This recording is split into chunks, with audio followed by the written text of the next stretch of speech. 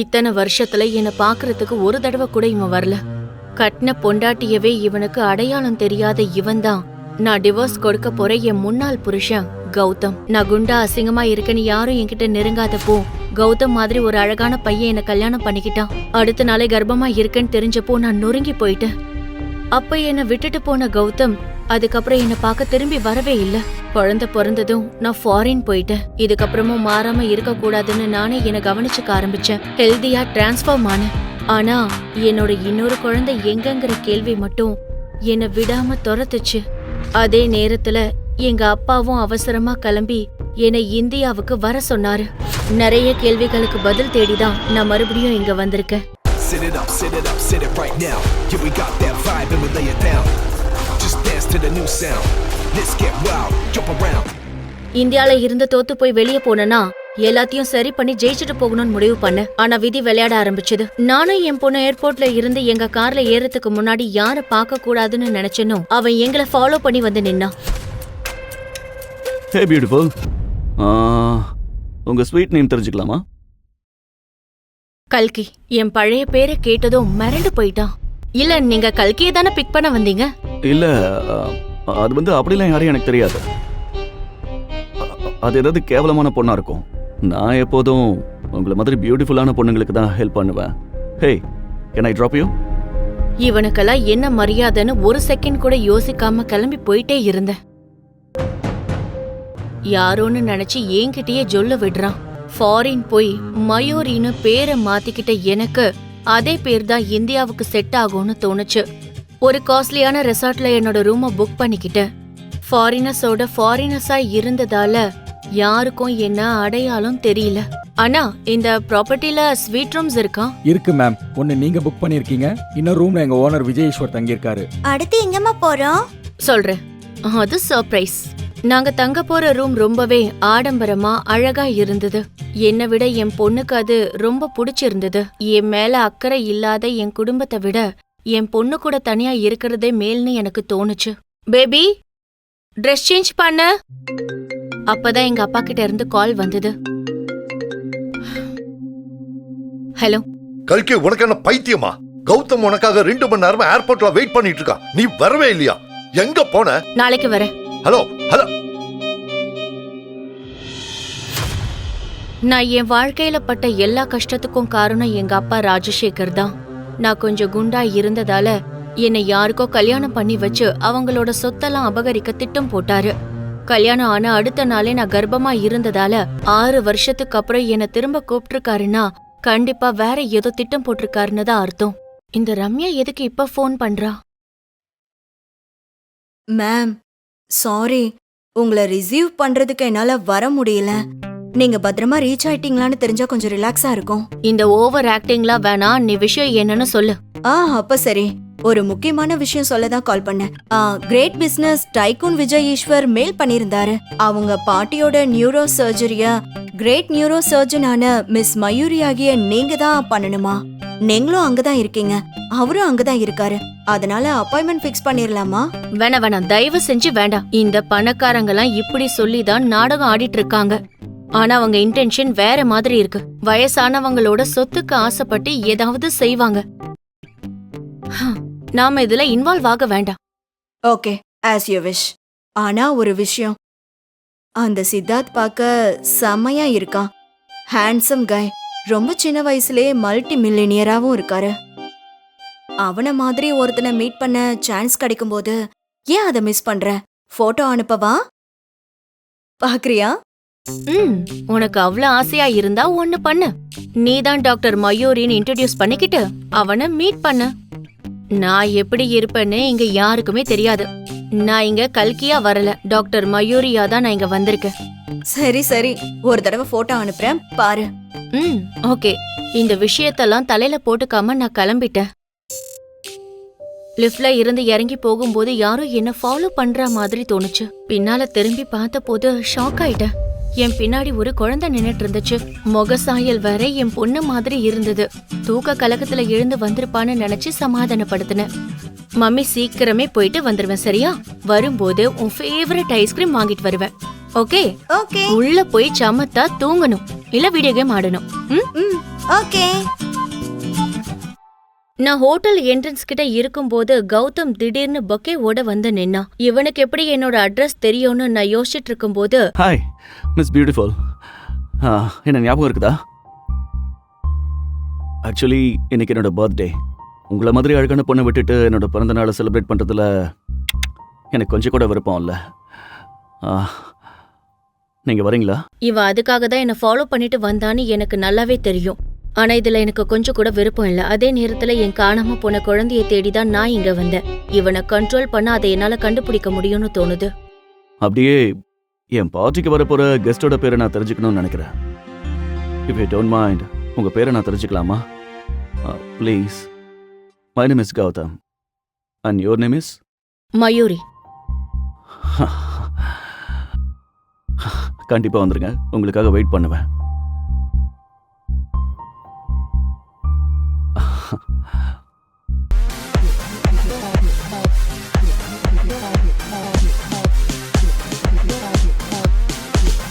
அங்க யாரோ ஒரு பொண்ணு என் ஜூனியர் அஞ்சலி கூட சண்டை போட்டுட்டு இருந்தா.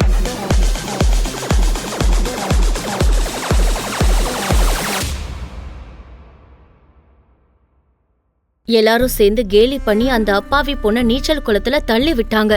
தள்ளி விட்டது யாருன்னு எனக்கு அப்புறமா தான் தெரிஞ்சது. அது வேற யாரும் இல்ல, என் சித்தி பொண்ணு சந்தியா தான் அது. ஆனா அவ கௌதம் பார்ட்டில என்ன பண்ணிட்டு இருக்கா? நான் அடுத்த வருஷமே மிஸ் தமிழ்நாடு ஆக போறேன்.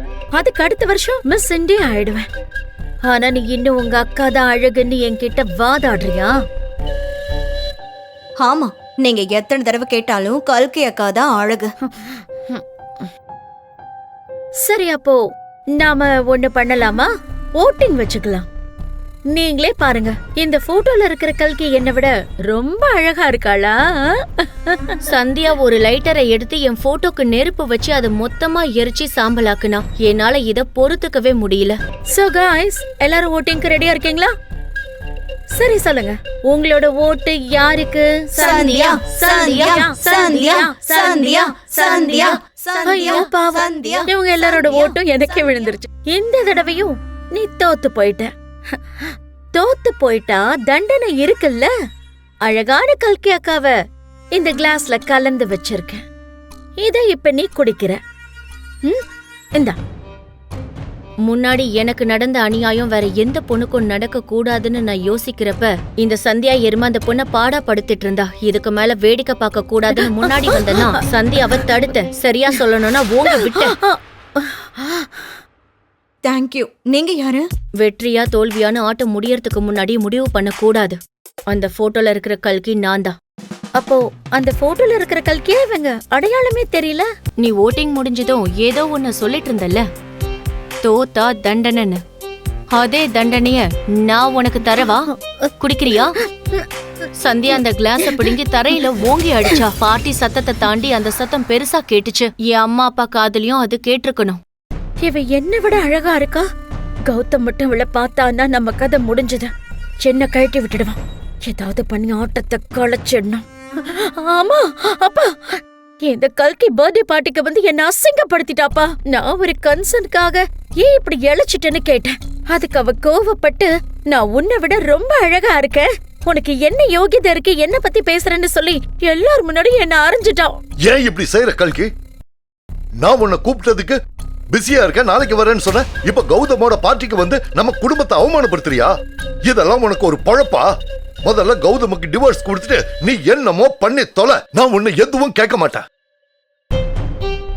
ஏன் மனசுலயும் அதேதான் இருந்தது. முதல்ல இந்த கௌதம் கிட்ட இருந்து டிவோர்ஸ் வாங்கணும். இத்தனை வருஷமா நீ பண்ணிட்டு இருந்த எல்லா பிரச்சனையும் போதும் கல்கி. தயவு செஞ்சு இந்த டாக்குமெண்ட்ல சைன் பண்ணு. இது என்ன டிவோர்ஸ் பேப்பர்ல சைன் பண்ண சொல்றீங்கன்னு பார்த்தா வேற ஏதோ டாக்குமெண்ட்ஸ் அட்டாச் பண்ணிருக்கீங்க. அது என்னன்னா, நீ டைவர்ஸ் கொடுத்ததுக்கு அப்புறம் நானும் உன் சித்தியும் கௌதம நம்ம சந்தியாவுக்கு கல்யாணம் பண்ணி கொடுக்கலான்னு முடிவெடுத்திருக்கோம். 2 பேருக்கும் ஓகே தான். இன்ஃபேக்ட் சந்தியா வர கௌதம ரொம்ப லவ் பண்றா. ஆனா கௌதமோட தாத்தாக்கு ஒரு ஆசை இருக்கு. அது என்னன்னா, ஓ அம்மா வசுந்தரா உனக்கு கொடுத்த சொத்தை எல்லாம் சந்தியாவுக்கு நீ எழுதி கொடுக்கணும். எப்படி பார்த்தாலும் நீ பெரிய டாக்டர். உனக்கு இந்த சொத்தெல்லாம் ஜுஜிபி மாதிரி. நானே எல்லா டாக்குமெண்ட்டையும் ரெடி பண்ணிட்டேன். இன்ஃபேக்ட் நீ ஜஸ்ட் ஒரு சைன் போட்டா போதும். என் அப்பா தன்னோட சுயநலத்துக்காக இவ்ளோ கேவலமா இறங்கி போவார்னு நான் நினைச்சு கூட பார்க்கல. நடக்காது. இந்த உலகத்திலேயே அம்மாவோட ஞாபகமா எனக்கு இருக்கிற அடையாளம் இது ஒண்ணுதான். என்னோட சொத்தை நான் வேற யாருக்கும் எழுதி தர முடியாது. ஏன் இப்படி உயிரை வாங்குற கல்கி? ஏற்கனவே கல்யாணத்துக்கு முன்னாடியே பிரெக்னன்ட் ஆகி சொந்தக்காரங்க முன்னாடி மானத்தை வாங்கினது போதாதுன்னு நினைக்கிறியா? இப்ப உன் தங்கச்சியோட எதிர்காலத்துக்காக இந்த ஒரு நல்லது கூட செய்ய மாட்ற? என்ன நினைச்சிட்டு இருக்க கல்கி? இந்த சொத்தை நீ என் பேருக்கு எழுதி கொடுக்கலனா கௌதம் என்ன கல்யாணம் பண்ணிக்க மாட்டார்னு நினைச்சியா? நீ தப்பா புரிஞ்சிட்டு இருக்க. கௌதம் என்ன ரொம்ப லவ் பண்றாரு. அந்த லவ்க்காக உன்னை விட்டுட்டு என்ன கல்யாணம் பண்ணிக்க ரெடியா இருக்காரு. அழகு அந்தஸ்தெல்லாம் அவருக்கு ஒரு விஷயமே இல்ல. கரெக்டா அந்த நேரத்துல கௌதம் கார்ல வர அவன் என்ன பாத்துட கூடாதுன்னு தடுக்கிறதுக்கு விழுந்தடிச்சு ஓடினா சந்தியா. அவ யார கேட்டு இங்க வந்தா? இன்னைக்கு என்ன பார்க்க என் ஃப்ரெண்ட்ஸ் எல்லாம் வந்திருக்காங்க. எதுக்கு அவளை உள்ள விட்டீங்க? நானே அந்த பானைய வெளியே உருட்டி விட்டு. Gautham calm down. அவ உன் முகத்தை பார்க்கவே பயந்து சாகுறான். எஸ், இத்தனை வருஷம் கழிச்சு இன்னும் குண்டாகி வந்திருக்கா. நான் அதுக்காக தான் சொல்றேன். நீ முதல்ல வா வா. இன்னைக்கு உன்னோட பர்த்டே பார்ட்டி நடக்குது. இன்னைக்கு முழுக்க நீ சந்தோஷமா இருக்கணும். அதுதான் எனக்கு முக்கியம். கௌதம் அவ டிவோர்ஸ் பேப்பர்ல சைன் பண்ணிட்டு உடனே கிளம்பி போயிடுவான். You know what? அவளை நம்ம கண்டுக்கவே கூடாது. நமக்கு அது முக்கியம் இல்ல. நான் உனக்காக கஷ்டப்பட்டு ஒரு ஸ்பெஷல் பார்ட்டி அரேஞ்ச் பண்ணிருக்கேன். Come with me. உனக்கு ஒரு ஸ்பெஷல் ட்ரிங்க் ரெடி பண்ணி தரேன். நீ உன் ஃப்ரெண்ட்ஸ் கூட இருக்கும்போது நான் உனக்கு ஒரு சர்ப்ரைஸ் கொடுப்பேன். ஓகேவா? Gautham come with me. போதும் வா. Hey bro, it's my party. Cheers. Guys, drink up. Cheers. நான் வந்து பாக்கும்போது கௌதம் முழு போதையில தள்ளாடிட்டு இருந்தான். இந்த நேரத்துல நான் அவன் கிட்ட பேச்சு கொடுத்தா காணாம போன என்னோட குழந்தைய பத்தி அவன் ஏதாவது உளறுவான்னு தோணுச்சு. சரியா அவன் கிட்ட போய் பேச ட்ரை பண்ணும்போது சந்தியா வந்து என்ன தடுத்துட்டா.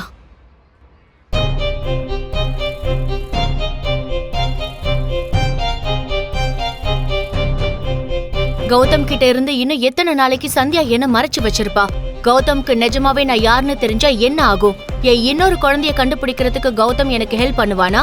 யாருமே தொடாம நான் எப்படி கர்ப்பமானங்கிற அந்த அதிர்ச்சியான ரகசியத்தை நான் எப்ப தெரிஞ்சுக்க போறேன்? நான் நேரா பார்க்காமலே கௌதம் டிவோர்ஸ் கொடுத்துட்டு சந்தியாவோட வலையில விழுந்துட்டானா?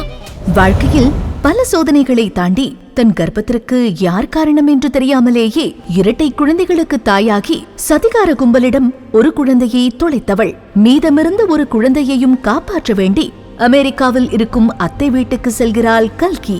அங்கே மருத்துவ படிப்பில் அமெரிக்காவின் மிக சிறந்த நியூரோ சர்ஜனாக கடும் முயற்சியால் உருவாகுகிறாள். அது மட்டுமல்லாமல் மிக அதிகமாக ஊரே கேலி செய்யும் அளவுக்கு இருந்த தன் உடல் எடையை கடும் உடற்பயிற்சியினால் குறைத்து யாருக்கும் அடையாளம் தெரியாதபடி அழகாக உருமாறியிருக்கிறாள். அப்பாவின் அழைப்பை ஏற்று சென்னை வந்து அவள் வீட்டிற்கு சென்றவளிடம் சித்தி கல்கியின் அம்மா இறந்த பின்பு அவளுக்கு கொடுத்திருந்த சொத்தை எழுதி கேட்க கொடுக்க மறுக்கிறாள். அதற்கு சித்தியின் மகள் வர்ஷா கல்கியின் குழந்தையின் பிறப்பை பற்றி தவறாக பேசுகிறாள். வர்ஷா கண்டபடி பேசியதால் அவளுக்கு பலார் என்று ஒரு அறையை பரிசளித்துவிட்டு அங்கிருந்து செல்கிறாள் கல்கி. அந்த குழந்தைய யாருக்கு பெத்த என்ற கேள்வி அவளின் காதுக்குள் ரீங்காரமிட்டுக் கொண்டிருந்தது. அது அவளுக்கே இன்னும் தெரியாத விஷயம். மேலும் பல துன்பங்களை அவள் வாழ்வில் அனுபவிக்க அது மட்டுமே காரணம். கல்கி கண்ணீருடன் பரபரப்பான அந்த 5 ஸ்டார் ஹோட்டலுக்குள் நுழைகிறாள். அப்போது அங்கு தனது ஊழியர்களுடன் பேசிக் கொண்டிருந்த விஜயேஸ்வரனை பார்த்ததும் ஆச்சரியமானாள் கல்கி. அவளது PA சாதனா அனுப்பியிருந்த அதே முகம். புகைப்படத்தை விட நேரில் மிகவும் ஹேண்ட்ஸமாக இருந்தாள். ஆனால் விஜயை ரசிக்கும் மனநிலையில் அவள் இல்லாததால் நேராக அவளது ரூமை நோக்கி செல்கிறாள். வெளியே நின்றிருந்த விஜயேஸ்வரன் தனது பாடிகார்டுகளிடம் அபினவுக்கு மட்டும் ஏதாவது ஆச்சு, உங்களுக்கெல்லாம் இருக்கு என கொதித்தெழுந்துவிட்டு அவனது அறைக்குள் செல்கிறான். விஜய் சிசிடிவியை பரிசோதித்து பார்க்கும்போது அபினவிற்கு கல்கி முத்தமிடுவதை காண்கிறார். பக்கத்து அறையில் இருப்பவள்தானே என்று சந்தேகித்தவன் கோபத்தில் கல்கியின் அறை கதவை தட்டுகிறார். கல்கி தூக்க கலக்கத்தில் வந்து கதவை திறக்க, என்னோட பையன் எங்க என்று முறைத்தவாறு கேட்கிறான் விஜய். உடலாலும் மனதாலும் சோர்வாக இருந்த கல்கி கோபத்தில், எனக்கு எப்படி தெரியும் என்றாள். கோபமடைந்த விஜய், என் பையனை காணோம். என்ன நெருங்க, என் பையனை யூஸ் பண்ண பாக்குறியா? அவனை எங்க வச்சிருக்க? சீக்கிரம் சொல்லு. அவனுக்கு ஏதாவது ஆச்சு அவ்வளவுதான் என்று எதையும் ஆராயாமல் காற்று மூச்சென்று கத்தத் தொடங்கினான். கல்கியும் கோபத்தில், மைண்ட் யுவர் வேர்ட் மிஸ்டர். அந்த குழந்தை யாருன்னு எனக்கு தெரியாது. தனியா நின்னுட்டு இருந்தா, அதனால அவன் கூட பேசின, அவ்வளவுதான். அண்ட் நீ யாருன்னு கூட எனக்கு தெரியாது என்று கோபமாக கூற, அதற்கு விஜயின் பாடிகார்டு ஒருவன் ஓடி வந்து, சார் அபினவ் கிடைச்சாச்சு என்று சொல்கிறான். விஜயின் 5 வயது மகன் அபினவ் ஹோட்டலின் ஒதுக்குப்புறத்தில் நகரத்தின் அழகான காட்சி தெரியும் கண்ணாடி ஜன்னலின் அருகே படுத்து உறங்கி போயிருந்தான். அபினவை பார்த்த விஜய் கோபத்தில், ஏன் இப்படி பண்ண என்று கத்தி கண்டிக்க அவன் கண் கலங்குகிறான். அதை கண்ட விஜய் அபினவை கட்டி அணைத்தபடி அவனது அறைக்கு தூக்கிச் சென்று கொண்டே, ஏன் கிட்ட சொல்லாம போற? அதற்கு அபினவ் மழலை குரலில், எனக்கு போர் அடிக்குது, நீங்களும் பிஸியா இருக்கீங்க, நான் என்னதான் பண்ணுவேன் என்று புலம்புகிறார். விஜய் அறைக்குள் வரவும் அவனுக்கு ஒரு கால் வரவும் சரியாக இருந்தது. அதை அட்டன் செய்து காதில் வைத்த விஜயின் மறுமுனையில் இருந்த அவர், சார் அந்த டாக்டர் பொண்ணோட லொகேஷன் போட்டோவை கண்டுபிடிச்சிட்டோம், நம்ம ஹோட்டல்ல தான் தங்கியிருக்காங்க என்று கூற, போட்டோ அனுப்பு என்று மட்டும் கூறிவிட்டு விஜய் காலை கட் செய்தான். விஜயின் செல்போனிற்கு போட்டோ வர அது தெளிவாக இல்லாத காரணத்தினால் அந்த போட்டோவில் உள்ள பெண்ணை விஜய்க்கு அடையாளம் காண முடியவில்லை. ஆனால் அவனுக்கு சற்று முன் பார்த்த கல்கியின் முகம் ஞாபகம் வருகிறது. சிறிது யோசித்து பார்த்துவிட்டு அவளாக இருக்க வாய்ப்பில்லை என்று முடிவுக்கு வருகிறான் விஜய். கௌதம் வர்ஷாவை சந்திக்க வர வர்ஷாவின் கண்ணம் வீங்கி இருக்கிறது. அதை கண்ட கௌதம், என்னாச்சு வர்ஷா என்று கேட்க, கல்கி அடிச்சுட்டா, அவளுக்கு அந்த கம்பெனியை விட்டு தர எண்ணம் இல்ல என்றாள் வர்ஷா. நான் வேணா பேசவா என்று கேட்ட கௌதமருக்கு கல்கி தற்போது அழகாக இருப்பது தெரிய வேண்டாம் என்ற நினைப்பில் அவர்கள் சந்திப்பை தவிர்ப்பதற்காக வேணாம் என்கிறாள் வர்ஷா. அந்நேரம் அசிஸ்டன்ட் ஒருவன் கௌதமருக்கு கால் செய்து, அந்த ஏர்போர்ட் பொண்ணோட விவரம் தெரியல, ஆனா அந்த பொண்ணு தங்கியிருக்கிற ஹோட்டல் தெரியும் என்று சொல்கிறான். வர்ஷாவிடமிருந்து தள்ளி சென்ற கௌதம், இத கண்டுபிடிக்க 2 நாளா என்று போனை கட் செய்துவிட்டு அங்கிருந்து கிளம்புகிறான். மறுபுறம் கல்கி ஊழியர்களுக்கு சம்பளம் கூட கொடுக்க முடியாத மோசமான நிலையில் இருக்கும் தன் தாயின் கம்பெனி மீது கௌதமின் தாத்தாவிற்கு ஏன் இவ்வளவு ஆர்வம் என்ற சந்தேகத்துடனேயே உறங்கி போனாள். மறுநாள் காலை வர்ஷா கல்கிக்கு கால் செய்து, என்ன கல்கி, கம்பெனியை எழுதி கொடுக்கறத பத்தி யோசிச்சியா என்று கேட்க, அதான் நேத்தே முடியாதுன்னு சொல்லிட்டல்ல என்று சொல்ல, மேலும் வர்ஷா, அந்த கம்பெனியை கொடுத்துடு, நான் உனக்கு 5 லட்சம் தரேன் என்று கேட்கிறாள். அது 50 லட்சம் ரூபாய் பெருமானமுள்ள கம்பெனி. ஆனாலும் கல்கிக்கு பணம் ஒரு பொருட்டே அல்ல. அவளுக்கு தேவை அம்மாவின் கடைசி பரிசு. அதை நினைத்து புன்னகைத்துவிட்டு மறுக்கிறாள். ஆனால் வர்ஷாவிற்கு காரியம் ஆக வேண்டும் என்பதற்காக எந்த எல்லைக்கும் செல்ல தயாராக இருந்தாள். ஆனாலும் தன்னை கட்டுப்படுத்திக் கொண்டு வர்ஷா, நான் ஒரு மெடிக்கல் ஸ்டூடெண்ட், அமெரிக்கால ஃபேமஸ் நியூரோ சர்ஜன் மயூரி கிட்ட அசிஸ்டண்டா சேர போறேன். எனக்கு அந்த கம்பெனியை எப்படி நடத்தணும்னு தெரியும். உனக்கு என்ன தெரியும், நீ படிக்காத முட்டாள் தானே என்று அவளை அவமானப்படுத்தும் விதமாக பேசுகிறாள். கத்தாத, காது வலிக்குது என்று கல்கி நக்கலாக சொல்லிவிட்டு காலை கட் செய்கிறாள். விஜய் வலை வீசி தேடிக்கொண்டிருக்கும் ஃபேமஸ் நியூரோ சர்ஜன் மற்றும் வர்ஷா ஸ்டூடெண்டாக சேரப்போவதாக சொல்லிக் கொண்டிருக்கும் மயூரி இருவரும் ஒரே ஆள்தான். அது கல்கிதான். கல்கி தனது உடல் எடையை குறைத்த பிறகு தூக்கம்தான் அவளது ரெக்கவரி. அதனால் எப்போது படுத்தாலும் கும்பகர்ணனை போல தூங்குவாள். அடுத்த நாள் காலை 10 மணிக்கு எழுந்து கல்கி மெதுவாக பெட்ரூமை விட்டு வெளியே வந்தார். அங்கு ஹாலில் இருந்த சோஃபாவில் அமர்ந்து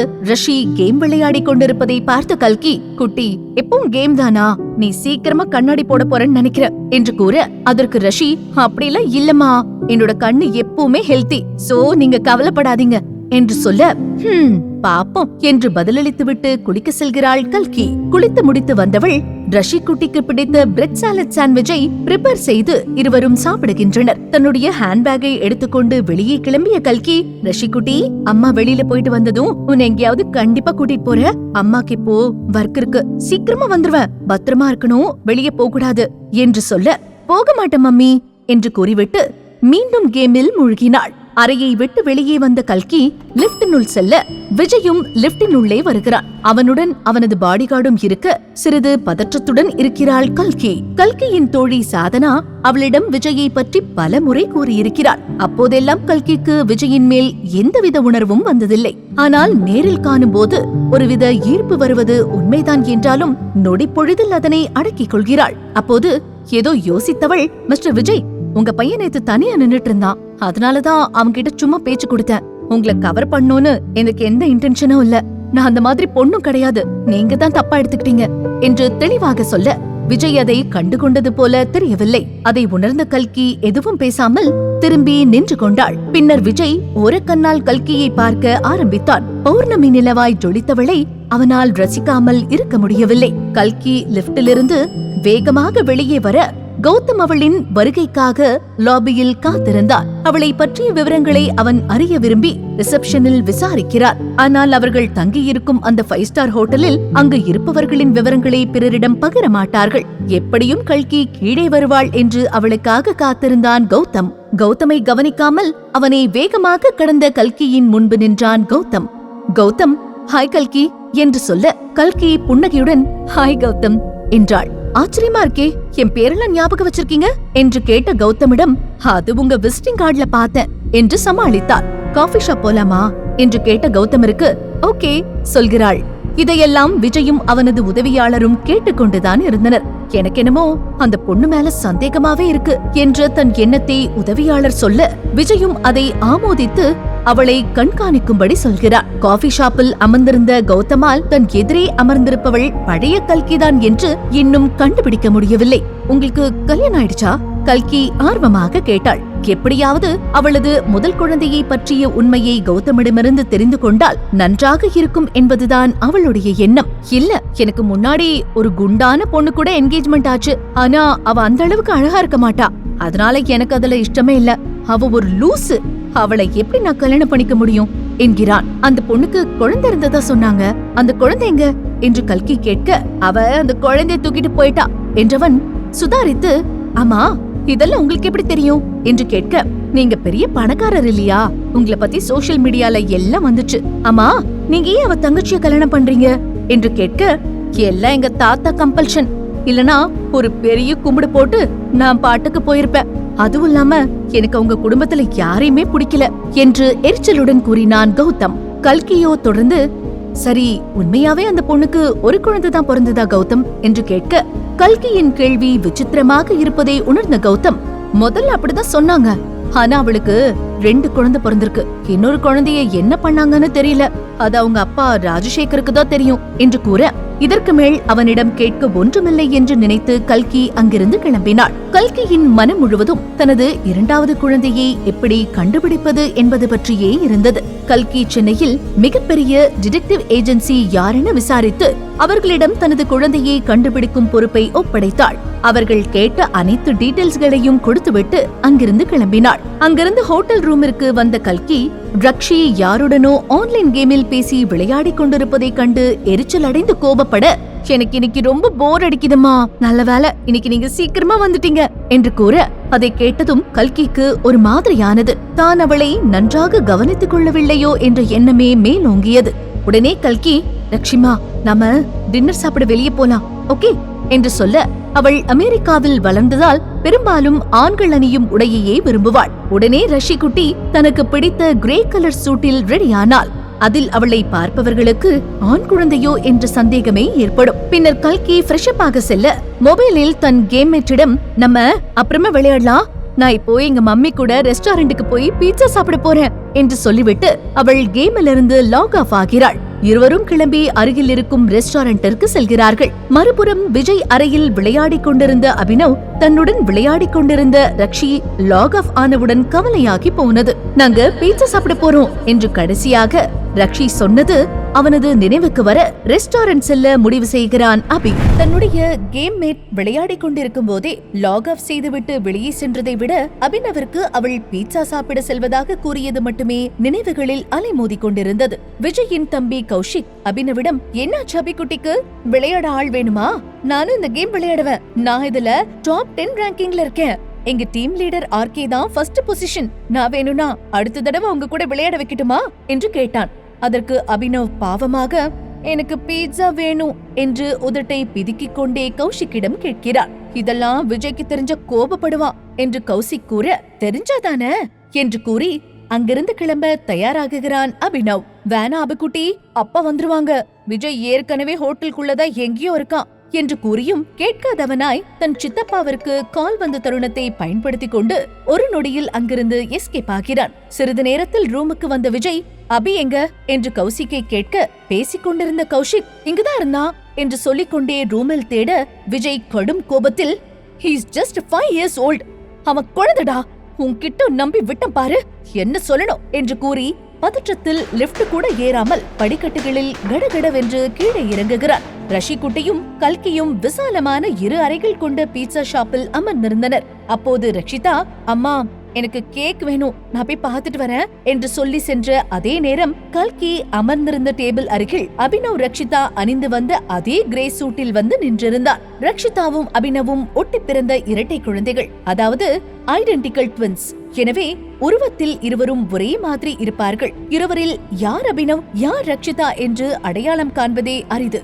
ஆம், அபினவ் கல்கியின் மூத்த மகன். கடையை அடைந்ததும் அபினவ் இதுவரை ருசித்திடாத மற்றும் பார்த்திடாத அனைத்தையும் ஆச்சரியமாக கண் இமைக்காமல் பார்த்து கொண்டிருந்த தருணம். கல்கி ரக்ஷிதா என்று நினைத்து அபினவை குட்டி என்று அழைத்தது அவன் காதில் விழுந்தவுடன் திரும்பி பார்க்கிறார். என்ன சுத்தி சுத்தி பார்த்துட்டு இருக்க, இன்னும் ஆர்டர் பண்ணலையா என்று விளையாட்டாக கேட்டுவிட்டு, அம்மாவை ஆர்டர் பண்ணட்டுமா என்று கல்கி கேட்க, அபினவ் இத்தனை நாட்களாக தான் கூப்பிட வேண்டும் என்று ஏங்கிய அந்த ஒரு வார்த்தை அம்மா என்று தன் காதில் விழுந்ததும் மகிழ்ச்சியில் மெய் மறந்து நின்றான்.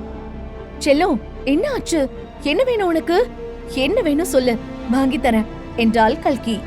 எனக்கு பீஸா வேணும், உண்மையாவே வாங்கி தருவீங்களா என்று அபினவ் கேட்க, ரக்ஷிதா என்று நினைத்து அபினவை தூக்கி வைத்துக் கொண்டு, கியூட்டா இருக்க, கண்டிப்பா வாங்கி தர என்றாள் கல்கி.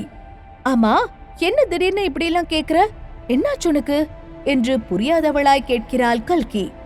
அம்மா எனக்கு பசிக்குது என்று அபினவ் கேட்க, உடனே பிடித்த உணவுகள் அனைத்தையும் ஆர்டர் செய்துவிட்டு அமர்ந்திருந்தனர். அப்போது கல்கி, சரி இன்னைக்கு என்ன ஐஸ்கிரீம் சாப்பிடலாம் என்று மெனு கார்டை பார்த்தபடி இருவரும் செலக்ட் செய்து கொண்டிருக்கையில் ஆர்டர் செய்த பீட்சா வர மகிழ்ச்சியாக அபியும் அவளும் பேசிக்கொண்டே சாப்பிடுகிறார்கள். மறுபக்கம் அடுக்கி வைத்திருந்த அனைத்து வகையான கேக்குகளையும் ஆவலுடன் பார்த்து கொண்டிருந்த ரக்ஷிதா, எல்லாமே நல்லா இருக்கே என்று தனக்குத்தானே சொல்லிக் கொள்ளும் நேரத்தில், இங்க என்ன பண்ற என்று ஒரு கோபமான குரல் ரக்ஷிதாவின் காதில் விழுந்தது. ரக்ஷிதா திரும்புவதற்குள் விஜய் அவளை அபி என்று நினைத்து பின்பக்கமாக தூக்கி வைத்துக் கொண்டான். இன்டெலிஜென்ட் கேர்ளான ரக்ஷிதா தனக்கு ஏதோ தவறு நடக்கிறது என்பதை அறிந்து, ஐயோ என்னை யாரோ கிட்னாப் பண்றாங்க என்று அலற, விஜய் அபி தன் மீது கோபமாக இருக்கிறான் என்று எண்ணி அவளது வாயை தன் கையால் மூடிக்கொண்டிருந்தான். எத்தனை வாட்டி சொல்லிருக்க இதெல்லாம் சாப்பிடக்கூடாதுன்னு, அதுவும் தனியா வந்திருக்க, உனக்கு எவ்வளவு தைரியம் அபி என்று ரக்ஷிதாவின் வாயை மூடிக்கொண்டே பேசிக் கொண்டிருந்தான் விஜய். இப்படி தனியா வராதன்னு எத்தனை தடவை சொல்றது, ஹோட்டல்ல சாப்பிடுறது உடம்புக்கு நல்லதில்ல என்று புரிய வைக்க முயற்சி செய்கிறான் விஜய். அப்புறம் உனக்கு உடம்பு சரியில்லாம போனா என்ன பண்றது, அப்பாவுக்கு எவ்வளவு வேலை இருக்குன்னு தெரியும்ல என்று கேட்கிறான் விஜய். ரக்ஷிதா அப்பா என்று சொல்லி கேட்டதும் அதிர்ச்சி அடைகிறாள்.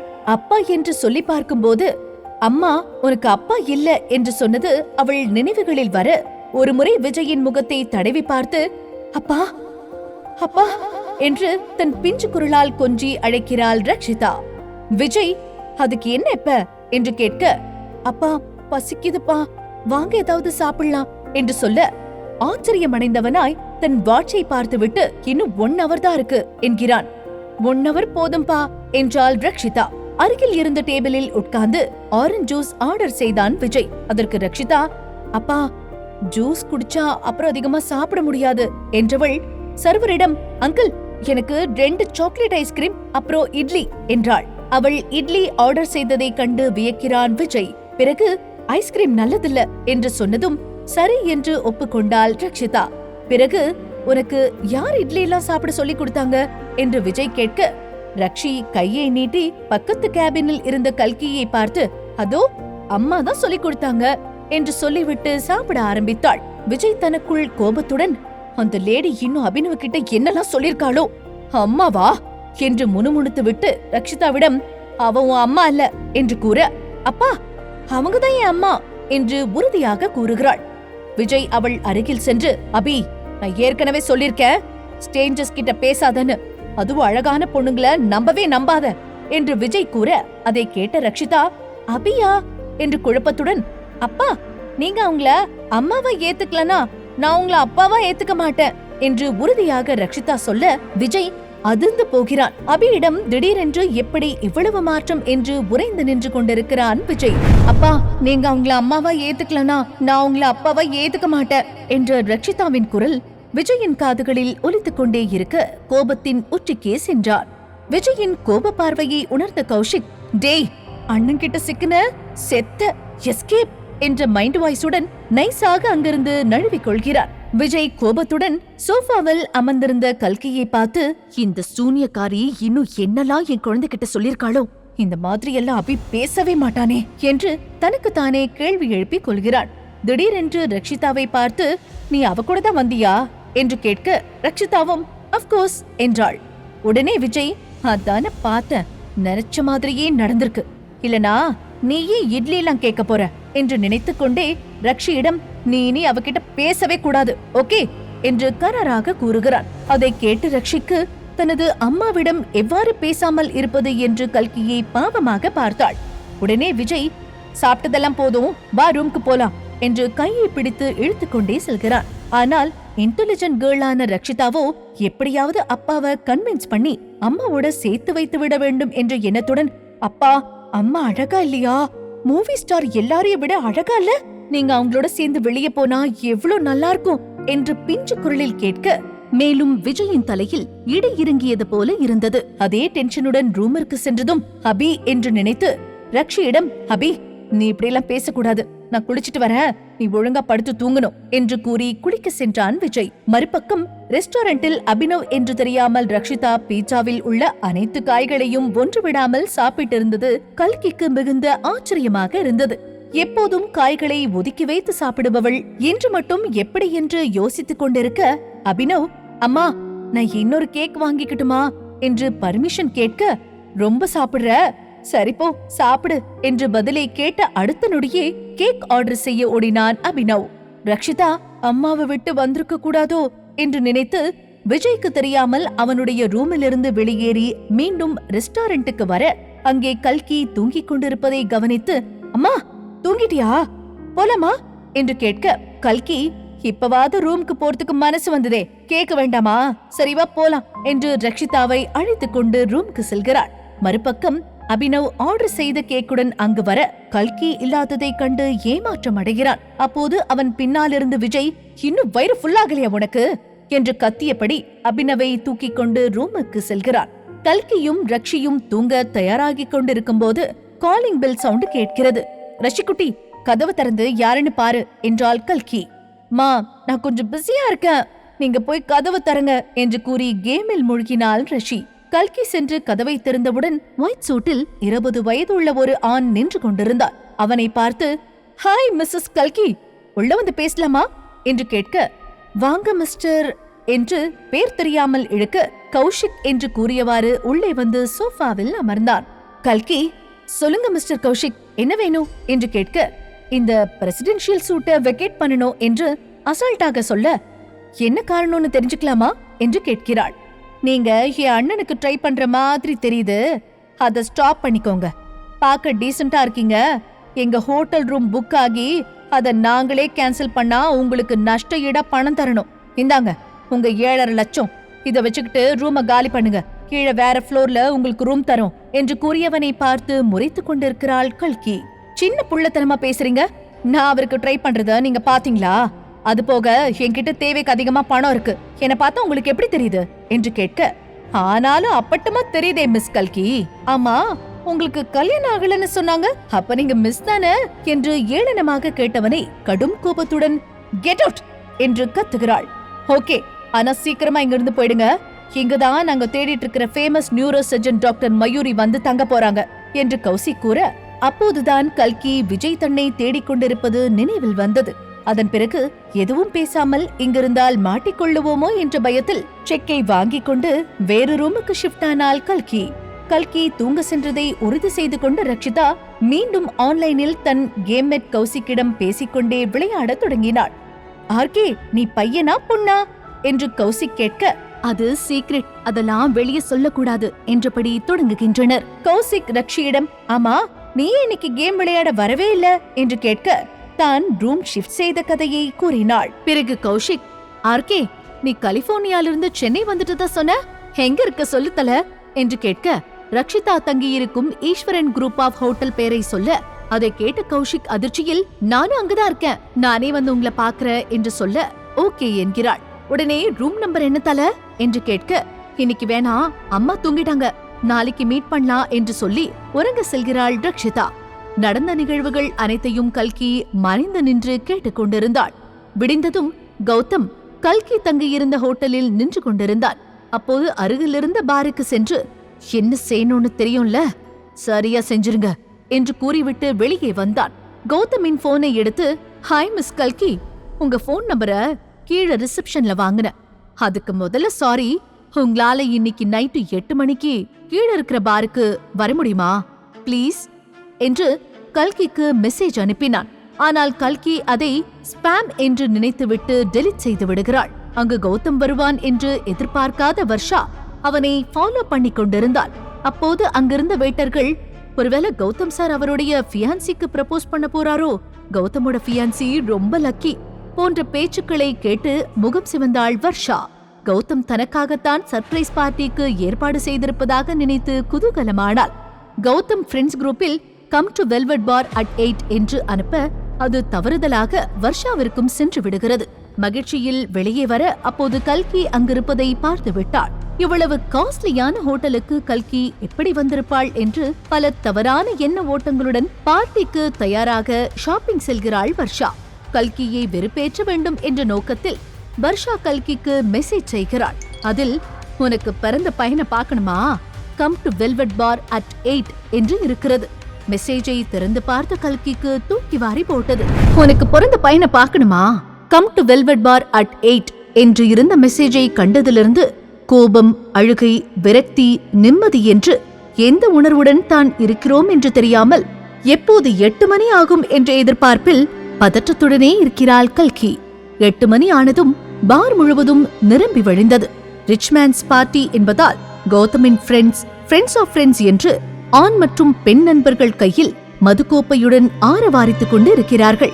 அங்கிருந்தவர்களில் சிலர் கௌதம் வர்ஷாவை ப்ரப்போஸ் செய்ய போறா என்றும் வர்ஷா ரொம்ப லக்கி என்றும் பலவாறு பேசிக்கொள்ள அதை கேட்டு சிகப்பு உடையில் அழகான ஃப்ரெஷ் காஷ்மீர் ஆப்பிள் போல ஜொலித்துக் கொண்டிருந்த வர்ஷா வெட்கத்தில் மேலும் சிவிக்கிறாள். அப்போது வர்ஷாவின் தோழிகள், ஆமா உங்க அக்கா சென்னை வந்துட்டாளாமே, எதுக்கு வந்தா, அதான் அவளுக்கும் கௌதமுக்கும் நடக்கிற என்கேஜ்மெண்ட் கேன்சல் ஆயிடுச்சுல என்று அனைவரும் மாறி மாறி பேசிக்கொண்டும் கல்கியை திட்டி தீர்த்து கொண்டும் இருக்கிறார்கள். அருகில் இருந்த வர்ஷாவின் ஃப்ரெண்ட், ஏய் உன்னோட அக்கா என்று வாசலை பார்த்து கூற அனைவரும் பேச்சை நிறுத்திவிட்டு வாசலை பார்க்க கல்கி கேஷுவலாக ஜீன் டிஷர்ட்டுடன் நின்று கொண்டிருக்கிறாள். வர்ஷா எங்கே என்று அலைமோதிய கண்கள் அவளை கண்டதும் நேரே அவள் அருகில் செல்ல, அதே சமயம் கௌதமை நோக்கி வெயிட்டர் ஒருவன், சார் அவங்க வந்துட்டாங்க என்று கூற, எல்லாமே ரெடி தானே, கரெக்டா பண்ணிடுங்க என்று வெயிட்டரிடம் கூறிவிட்டு எங்கேயோ செல்கிறான். மறுபக்கம் கல்கியை வர்ஷாவின் நண்பர்கள் அனைவரும் எதிரியை பார்ப்பது போல முறைத்துக் கொண்டிருக்கின்றனர். மேலும் பலவாறு கேள்விகளை கேட்டு அவளை எரிச்சலடைய செய்கின்றனர். ஆனால் எதையும் வெளிக்காட்டிக் கொள்ளாமல் வந்த கல்கி அவள் முன் நின்று கொண்டு, வர்ஷா என்னோட குழந்தை எங்க என்று கேட்க, அதற்கு அவள், உட்காரு கல்கி, இங்கே உட்காந்து நடக்கிறத வேடிக்கை பாரு, கொஞ்ச நேரத்துல வந்துருவான் என்கிறாள். அமைதியாக சோஃபாவில் அமர்ந்திருந்தவளை பார்த்து வர்ஷா, கல்கி நீ சப்போஸ் குண்டா இல்லாம ஒல்லியா அழகாவே இருந்திருந்தா கௌதம் உன்னை கல்யாணம் பண்ணிருப்பான்ல என்று நக்கலாக கேட்க, இப்ப நீ என்ன சொல்ல வர என்று கடுப்புடன் வர்ஷாவை பார்த்து கேட்கிறாள். மேலும் வர்ஷா, நம்ம 2 பேருமே ஒரே ஃபேமிலி தான், ஆனா நீ மட்டும் எப்படி அவ்ளோ பெரிய குடும்பத்துல கல்யாணம் பண்ணிட்டு போலாம், அதுவும் குண்டா இருந்துகிட்டு, இப்ப நடக்கிறத பாக்குறல்ல, கௌதம் என்ன லவ் பண்றான், கண்டிப்பா நீ ஒல்லியானது வேஸ்ட் தான் என்று அடுக்கிக் கொண்டே செல்ல கல்கியின் கோபம் உச்சத்தை அடைகிறது. அப்போது திடீரென்று விளக்குகள் அணைய, பாடல்கள் நிறுத்தப்பட, ஒரு ஸ்பாட்லைட்டில் அழகான ஒயிட் சூட்டில் கிட்டார் இசையுடன் கௌதம் ஆடத் தொடங்க நண்பர்கள் அனைவரும் அவனை சீரப் செய்கிறார்கள். அனைவரையும் அமைதியாக இருக்க சொல்லிவிட்டு ஒரு ஃபென்டாஸ்டிக் பெர்ஃபார்மன்ஸுடன் முடிக்கிறான். பின்னர் கௌதம், நான் இந்த ஹோட்டலை புக் பண்ணதுக்கு முக்கியமான காரணம், ஒரு பொண்ணை இப்போ ப்ரப்போஸ் பண்ண போறேன். அந்த பொண்ணோட கண்ணை எப்போ முதலா பார்த்தனோ அப்பவே நான் விழுந்துட்டேன். அது ஒரு மேஸ் மாதிரி. அதுல இருந்து எப்படி வெளியில வர்றதுன்னு எனக்கு தெரியல. அதுல இருந்து வெளியே வரணும்னு நான் நினைக்கல என்று உணர்ச்சி பொங்க பேசிக் கொண்டிருக்கிறான்.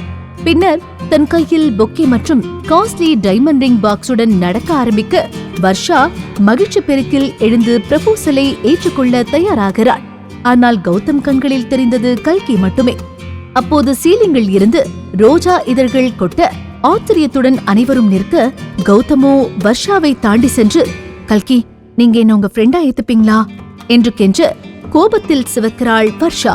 இதை எதிர்பார்க்காத கல்கி வர்ஷாவை ஏளனமாக பார்த்துவிட்டு கௌதமை பார்த்து புன்னகைக்கிறாள். கல்கியின் புன்னகையில் கௌதமின் முகம் மலர்கிறது. அருகில் இருந்த வர்ஷா, கௌதம் என்று கத்த, நீங்க என்ன பண்ற வர்ஷா என்று கேஷுவலாக கேட்கிறார். அந்த கேள்வியை தாங்கிக் கொள்ள முடியாத கோபத்தில் வர்ஷா கல்கியை கீழே தள்ளிவிட்டதை பார்த்து, என்ன பண்ற நீ என்றான் கௌதம். அதற்கு வர்ஷா, இவ என்னோட அக்கா கல்கி, முன்னாடி குண்டா இருந்தால அவதான் இப்ப உன்னை ஏமாத்திட்டு இருக்கா என்று கோபத்துடன் கத்துகிறாள். என்னது என்று ஆச்சரியத்துடன் கௌதம் நிற்க, கையில் இருந்த பொக்கே கீழே விழ அனைவரும் கல்கியை கோபத்துடன் நெருங்குகிறார்கள். அப்போது அந்த வழியாக வந்த விஜய் ஏதோ தவறு நடப்பதாக எண்ணி உள்ளே நுழைந்து, நிறுத்துங்க, என்ன நடக்குதுங்க? இந்த மாதிரி கூட்டமா சேர்ந்து சண்டைலாம் இங்க போடக்கூடாது என்று கோபமாக கூறுகிறார். நீ யாரு முதல்ல என்று கௌதம் திமிராக கேட்க, விஜய் ஈஸ்வரன் என்ற குரல் ஒலித்தவுடன் கௌதமிற்கு தூக்கி வாரி போட்டது. ஆனால் கல்கியோ வர்ஷாவை திரும்பி பார்த்து, நீ இன்னும் என்கிட்ட ஒரு விஷயத்த சொல்லவே இல்ல என்கிறாள். அதற்கு அவளோ திமிராக, என்ன சொல்லணும் என்று சொல்லிக்கொண்டே கேஷுவலாக சென்று கொண்டிருக்கிறாள். கல்கி பின்னால் இருந்து ஒரு ஸ்ட்ராங்கான கிக் கொடுக்க வர்ஷா அருகில் இருந்த டேபிளுக்கு கீழே சென்று விழுகிறாள். கல்கி உடனே சென்று அவளின் முடியை பிடித்து, என்ன சொல்லணும்னு ஞாபகம் இல்லையா வர்ஷா, இல்ல ஞாபகப்படுத்தணுமா என்று கேட்க, அப்போது விஜய், இங்க இப்படி குரூப்பா நின்னு வயலன்ஸ்லாம் பண்ணக்கூடாது என்க, நான் தனியா தானே இருக்க என்று அசால்ட்டாக கூறிவிட்டு வர்ஷாவை பார்த்து முறைக்கிறாள் கல்கி. காப்பாத்துங்க, என்ன ஒருத்தி அடிக்கிறா என்று வர்ஷா கத்தி சீன் போட, என்ன ஆள் சேர்க்க பாக்குறியா என்று கேட்டுவிட்டு, சொல்லு, என்னோட குழந்தை எங்க, எதுக்கு இங்க என்ன தேவையில்லாம வர வச்ச என்று அவள் முடியை அழுத்தியபடி, இப்ப சொல்ல போறியா இல்லையா என்று மீண்டும் கன்னத்தில் ஒரு அறை விழ, இதற்கு மேலும் சொல்லலனா அவ்வளவுதான் என்று நினைத்த வர்ஷா, சொல்ற என்கிறாள். கல்கியின் அடி தாங்க முடியாமல், சொல்ற என்று பதறிய வர்ஷா மேலும் பேச ஆரம்பிக்கிறாள். அந்த குழந்தை எங்கன்னு எனக்கு தெரியாது, நான் உன்னை சும்மா வர வைக்கணும் தான் அப்படி மெசேஜ் பண்ண என்று அழுது கொண்டே கூறினாள். அதை கேட்ட கல்கிக்கு வாழ்வே இருண்டது போல ஆனது. எரிச்சலுடன் வர்ஷாவை பார்த்து, ஏன் இப்படி பண்ற? என் வாழ்க்கை பூராவும் நான் கஷ்டத்தை மட்டுமே அனுபவிக்கணுமா? என்ன வருத்துறதுல உங்களுக்கு அப்படி என்ன சந்தோஷம் என்று தழுதழுத்த குரலில் கேட்கிறாள் கல்கி. தான் ஏமாந்து விட்டோம், இனி இங்கு இருப்பதில் அர்த்தமில்லை என்று எண்ணி அங்கிருந்து வெளியேறினாள் கல்கி. பார் என்ட்ரன்ஸில் தன் அசிஸ்டன்டுடன் நின்று கொண்டிருக்கிறான் விஜய். கல்லு மாதிரி இருந்த கல்கி அப்படி உள்ள நடந்துட்டது என்று ஆச்சரியத்துடன் பார்த்து கொண்டிருக்கிறான். அப்போது தன்னிடம் உள்ள நியாயத்தை சொல்ல விரும்பிய கல்கி அவன் அருகில் வந்து பேச ஆரம்பிக்க, அவளையே அறியாமல் கொட்டாவியுடன் ஆரம்பிக்கிறாள். அருகில் இருந்த அசிஸ்டன்ட், என்ன ஒரு அரகன்ஸ் என்று மைண்ட் வாய்ஸில் நினைத்துக் கொள்கிறான். அப்போது கல்கி, உங்க பார்ல அப்படி நடந்துட்டதுக்கு சாரி மிஸ்டர் விஜய், நான் வயலண்டான பொண்ணு கிடையாது. This is first time, sorry once again என்றாள் சோகமாக. என்று மட்டும் சொல்லிவிட்டு அமைதியானான் விஜய். அதற்கு மேல் எந்த பதிலும் வராததால் அங்கிருந்து நகர்ந்து சென்றாள் கல்கி. இதெல்லாம் நம்புற மாதிரியா இருக்குது, நம்மள பைத்தியக்காரனே நினைச்சிட்டு இருக்கா. கண்டபடி சண்டை போட்டுட்டு வயலண்ட் இல்லன்னு சொல்றா. ஏற்கனவே அபினவ் மூலமா உங்களை நெருங்க ட்ரை பண்றா, கேர்ஃபுல்லா இருங்க என்று விஜயிடம் கூறினான் அசிஸ்டன்ட். அதற்கு விஜய், வாய மூடு என்று கூறி அங்கிருந்து நகர்ந்தான். மறுபுறம் ஹோட்டலின் காஃபி ஷாப்பில் தன்னுடைய கேம் மேட்டை சந்திக்க ரக்ஷிதா கௌபாய் ஹேட் மற்றும் பிளாக் ஷூவுடன் சென்று கொண்டிருக்கிறாள். கௌஷிக் ஒரு அழகான பெண்ணை சந்திக்க போவதாக எண்ணி எக்ஸைட்மெண்ட்டுடன் அமர்ந்திருக்கிறான். தன்னுடைய லீடர் இன்னும் வராததால் பல மெசேஜ்களை அனுப்பி கொண்டிருக்கிறான். உடனே ஆர்கிவிடமிருந்து கால் வருகின்றது. நீ எங்க இருக்க கௌஸ்? டேபிள் நம்பர் என்ன என்று கேட்க டேபிள் நம்பர் 28 என்றான் கௌஷிக். ரக்ஷிதா டேபிள் அருகே வந்தவுடன் எங்க இருக்க ஆர்கே என்று கேட்க அவள் கீழே கொஞ்சம் குனிஞ்சு பாரு கௌஸ் என்றாள். குனிந்து பார்த்தவனுக்கு தூக்கி வாரி போட்டது. இத்தனை நாள் விளையாடியது தன் அண்ணன் மகன் அபினவ் என்று தவறாக நினைத்துக் கொள்கிறான். உடனே லீடர் என்று கூற எஸ் இங்கதான் இருக்க என்று ரக்ஷிதா ரிப்ளை செய்கிறாள். காலை கட் செய்துவிட்டு ரக்ஷிதா கௌஷிக் எதிரில் உள்ள சேரில் அமர்கிறாள். இவ்ளோ நாள் நான் உன் கூடவா கேம் விளையாடிட்டு இருந்தேன் அபி? என் லீடர் நீயா என்று கேட்கிறான் கௌஷிக். இவ்ளோ நாள் நம்ம சித்தப்பாவோட நான் விளையாடிட்டு இருந்தோம் என்று ஆச்சரியமாக பார்க்கிறாள் ரக்ஷிதா. அப்போது வெயிட்டர் ரக்ஷிதாவிற்கு ஒரு காஃபியை வைத்துவிட்டு போக, நான் இன்னும் சின்ன பாப்பாதான், நான் இன்னும் வளரல, எனக்கு ஒரு கப் பால் கொடுங்க என்று கூற வெயிட்டரும் sure baby anything for you என்று கூறிவிட்டு அங்கிருந்து நகர்ந்தார். ரக்ஷிதா திக்கி திணறாமல் பேசியதைக் கண்டு கௌஷிக் அப்போ விஜய் கிட்ட இவ்வளவு நாள் நடிச்சிட்டு இருந்தானா என்று சந்தேகத்தில் அமர்ந்திருக்கிறார். அப்போது கௌஸ் என்று ரக்ஷி அழைக்க திடீரென்று மணியை பார்க்கிறான். விஜய் மட்டும் நம்மள இங்க பார்த்தா நம்ம செத்தோம். ஆமா உன்னோட ஹோம்வொர்க் எல்லாம் பண்ணிட்டியா என்று கேட்டவன் பதிலுக்காக காத்திருக்காமல் அவளையும் தூக்கிக் கொண்டு லிப்ட் அருகில் செல்ல அங்கே விஜயை கண்டான். ரக்ஷிதாவை அருகில் இறக்கிவிட்டு உங்க அப்பா லிப்ட்ல ஏற போறான், நான் அவனை மேல போக விடாம சமாளிக்கிறேன், நீ படி வழியா சீக்கிரமா டாப் ஃப்ளோர் போயிடு, அவனுக்கு முன்னாடி ரூம்க்கு போ, இல்லனா நாம அவ்வளவுதான் என்றான் கௌஷிக். பிரதர் என்று கத்தியவாறு லிப்டில் நுழைந்த கௌஷிக் உன்கிட்ட முக்கியமான விஷயம் பேசணும் பிரதர் என்று ஏதேதோ பிதற்றிக் கொண்டு விஜயை இரிட்டேட் செய்து கொண்டிருந்தார். டாப் ஃப்ளோரை அடைந்தவுடன் அங்கு அபினவ் ஹோம்வொர்க் செய்து கொண்டிருப்பதை கண்டதும் கௌசிக்கிற்கு உயிரே வந்தது போல இருந்தது. மீண்டும் டான்ஸ் ஆடிக்கொண்டே உளர ஆரம்பிக்க விஜய் உனக்கு என்ன பைத்தியம் பிடிச்சிருக்கா, என்ன உளறிட்டே இருக்க என்று கேட்டுவிட்டு அந்த இடத்தை விட்டு நகர்ந்தான். அங்கு அமர்ந்திருந்த அபினவ் குழப்பத்துடன் இந்த சித்தப்பாக்கு என்ன ஆச்சு என்று மனதிற்குள்ளேயே நினைத்துக் கொள்கிறார். மறுபக்கம் தனது அப்பாவையும் சித்தப்பாவையும் காண முடியாத ஏமாற்றத்தில் கையில் இருந்த கார்டை ஸ்வைப் செய்து அவள் தங்கியிருக்கும் ரூமிற்கு செல்கிறாள் ரக்ஷிதா. உள்ளே சென்றவுடன் மம்மி என்று கல்கியை அணைத்துக் கொள்கிறாள். கல்கியும் புன்னகைத்துவிட்டு என்னடா ரொம்ப சந்தோஷமா இருக்க போலையே என்று கேட்க எஸ் மாம் ஐம் ஹாப்பி என்று கல்கியின் கழுத்தை கட்டிக்கொள்கிறாள். இருப்பினும் ரக்ஷிதா சிறிது சோகமாக இருப்பதை உணர்ந்தாள் கல்கி. அப்போது ரக்ஷிதா அம்மா உங்களுக்கு என்னோட அண்ணாவை பார்க்கணும்னா என்ன பாருங்க, ஏன்னா நாங்க ட்வின்ஸ்ல, அப்போ என்னோட அண்ணாவும் என்ன மாதிரியே தான் இருப்பாங்க என்று கூற அதற்கு கல்கி அப்படி இல்லடா, நீங்க 2 பேரும் ஜஸ்ட் ஐடென்டிக்கல் ட்வின்ஸா இருந்தாதான் அப்படி என்று கூறினாள். அதற்கு ரக்ஷிதா அப்படின்னா என்னம்மா என்று கேட்க கல்கி எக்ஸ்பிளைன் செய்ய அதற்கு அவள் நான் என் அண்ணன் என்ன மாதிரியே இருப்பாங்களோன்னு நினைச்சேன் என்று வருத்தத்துடன் கூறினாள். பிறகு அம்மா எனக்கு பசிக்குது என்று ரக்ஷிதா கேட்க 2 மினிட்ஸ்ல ரெடி பண்ணிடுறேன் என்றாள். கல்கி சமைக்கும் போது அவள் நினைவுகளில் தன் மகனை பற்றி யாரிடம் கேட்டு தெரிந்து கொள்வது என்ற எண்ண அலைகள் ஓடிக்கொண்டே இருந்தன. ராஜசேகரிடமிருந்து தன் மகனை பற்றிய உண்மையை வாங்குவது அவ்வளவு எளிதானதாக தோன்றவில்லை. ரக்ஷிக்கு டின்னர் கொடுத்து உறங்க வைத்துக் கொண்டிருக்கும் போது ராஜசேகரிடமிருந்து கால் வர அவருடன் பேசும் மூடில் இல்லாததால் போனை ஆஃப் செய்துவிட்டு உறங்குகிறாள் கல்கி. அடுத்த நாள் காலை ரெடியானவுடன் போனை பார்த்து கொண்டிருக்கும் போது லக்ஷ்மி காலிங் என்று வர புன்னகையுடன் அட்டன் செய்தாள் கல்கி. ஆனால் அத்தையின் குரலுக்கு பதிலாக ராஜசேகரின் குரல் கேட்க அவர் நீ இன்னும் என்னோட பொண்ணுதானே, இல்ல எல்லாரையும் தூக்கி எறிஞ்சிட்டியா என்று கோபமாக கேட்கிறார் ராஜசேகர். சரி என்ன விஷயம் என்று கல்கி கேஷுவலாக கேட்க உன் தங்கச்சி கிட்ட பப்ளிக்ல இப்படியா நடந்துப்ப என்று கத்திக்கொண்டே இத பாரு கல்கி, நீ வர்ஷா கிட்ட மன்னிப்பு கேட்கணும், அப்படி கேட்கலனா நீ என்ன எங்களை ஒதுக்கி வைக்கிறது, நீ என் பொண்ணே இல்லன்னு தலை முழுகிட்டு போயிட்டே இருப்பேன் என்று எச்சரிக்கிறார். அதுக்கெல்லாம் மன்னிப்பு கேட்க முடியாது, நீங்க என்ன வேணாலும் பண்ணிக்கோங்க, அவ பண்ணதுக்கு இது கம்மிதான் என்று கூறிவிட்டு காலை கட் செய்ய போக ராஜசேகர் நாங்க தான் உனக்கு தேவையில்ல, உன்னோட ஆண்டிமா உனக்கு தேவையில்ல என்று கேட்கிறார். பதறிய கல்கி ஆண்டியா அவங்களுக்கு என்னாச்சு என்று கேட்க அவங்களுக்கு பிரெயின் டியூமர் என்று கூறுகிறான். அப்போது பணத்தாலும் நம்பிக்கையாலும் தான் நன்றாக வாழ வேண்டும் என்று நினைக்கும் ஒரே ஜீவன் தன்னுடைய அத்தை லக்ஷ்மிதான் என்று எண்ணிக்கொண்டே நான் உடனே கிளம்பி வரேன் என்று காலை கட் செய்கிறாள் கல்கி. தனக்கு பணமும் நம்பிக்கையும் கொடுத்த அத்தைக்கு கல்கி எவ்வாறு உதவ போகிறாள்? நான் உடனே கிளம்பி வரேன் என்று ராஜசேகரிடம் சொல்லிவிட்டு வேகமாக கிளம்பிக் கொண்டிருந்தாள் கல்கி. ரக்ஷிதா நன்றாக உறங்கிக் கொண்டிருந்தாள். ஒரு நோட் மட்டும் எழுதி வைத்துவிட்டு வெளியே வந்து லிப்டில் ஏறினாள். அப்போது டீசென்டான டிரெஸ்ஸில் இருவர் பேசிக் கொண்டிருப்பதை கேட்கிறாள்.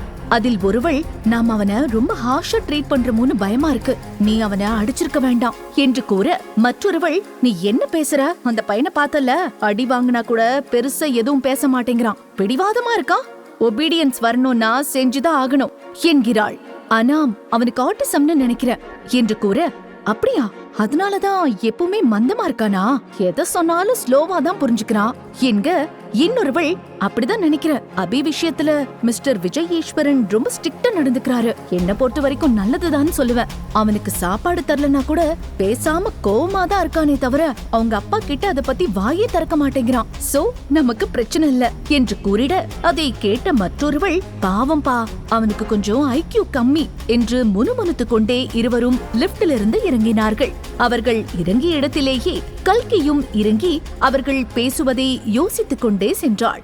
அப்போது கேப் வந்து நின்றது. அதில் ஏறுவதற்கு முன்பு விஜயின் பென்ட்லி கார் வந்து நிற்க, அப்போது வேகமாக அவனை நோக்கி சென்றவளை அவனது பாடிகார்ட் தடுத்து, மிஸ்ஸஸ் கல்கி, மிஸ்டர் விஜய் உங்களை காப்பாத்தினதுக்கு தேங்க்ஸ் சொல்லிட்டு அப்படியே போன் நம்பர் வாங்கிட்டு போலான்னு வந்தீங்களா, இதெல்லாம் பழைய டெக்னிக், புதுசா ஏதாவது யோசிச்சு ட்ரை பண்ணுங்க என்று நக்கலாக சொல்ல, அவனை கேவலமாக ஒரு லுக்கு விட்டு விஜயிடம், மிஸ்டர் விஜய், நர்சிசம் அப்படிங்கிறது ஒரு வகையான நோய், ஃப்ரீயா இருக்கும்போது அதை ட்ரீட் பண்ண நீங்க ஒரு நல்ல சைக்காட்ரிஸ்ட் கிட்ட போய் பாருங்க என்று கூறிவிட்டு வேகமாக கேபில் ஏறி கிளம்பினார். விஜய் ஒன்றும் புரியாமல் கல்கியை பார்த்து கொண்டிருந்தார். அவள் ஹாஸ்பிட்டல் வந்ததும், ஆண்டி எங்க, அவங்களுக்கு என்னாச்சு என்று கேட்க, அதற்கு சம்பந்தமே இல்லாமல், நீ உன்னோட அம்மா உனக்காக விட்டுட்டு போன கம்பெனிய வர்ஷாக்கு கொடுத்துட்டு அவகிட்ட மன்னிப்பு கேளு என்று கூற, எரிச்சலுடன் அவரை பார்த்து, என்ன உளறீங்க, இங்க பேச வேண்டிய விஷயமா அது என்று கத்தினாள். அதை கேட்ட ராஜசேகர், உனக்கெல்லாம் மனசாட்சின்னு ஒண்ணு இருக்கா இல்லையா,